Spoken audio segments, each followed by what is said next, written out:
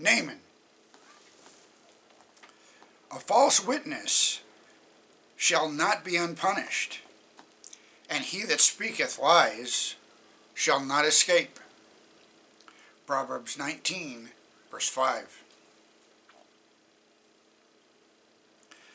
After the battle between Ahab and Ben-Hadad, the king of Syria, frequent border raids continued to occur. In one of these, a teenage Israelite girl was taken captive and made slave to Naaman's wife. She carried out her task faithfully and was sympathetic toward Naaman, the Syrian general who was afflicted with leprosy. She knew about the many miracles performed by Elisha, and she told her mistress of the power of God's prophet. Here we see the influence of early home training in spiritual things. This young girl's confidence in Elisha moved Naaman to seek permission from Ben-Hadad to visit the Israelite man of God. He brought with him an enormous array of gifts. When Naaman reached Elisha,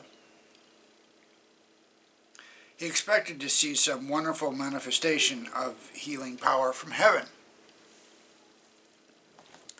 But the prophet merely told him to wash in the Jordan. Naaman was offended and he refused. But his servant urged him to do as the prophet had directed. Pride struggled in Naaman's heart with a new experience. Faith. After 7 dips, he was a clean man. Flushed with gratitude, he tried to reward Elisha with his rich gifts, but the prophet would take no payment for a blessing that had come from God. Gehazi, Elisha's servant, however, yielded to greed and temptation, lying to Naaman in order to obtain some of the gifts the general had brought.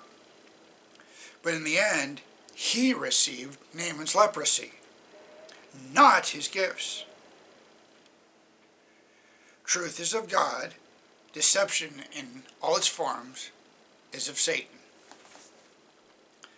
Today in every land there are those who are honest in heart, and upon these the light of heaven is shining.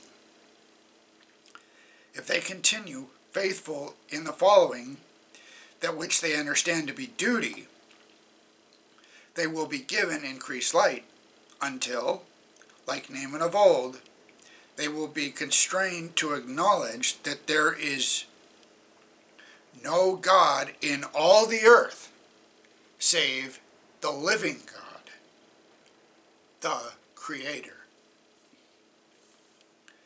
God's grace is available to all.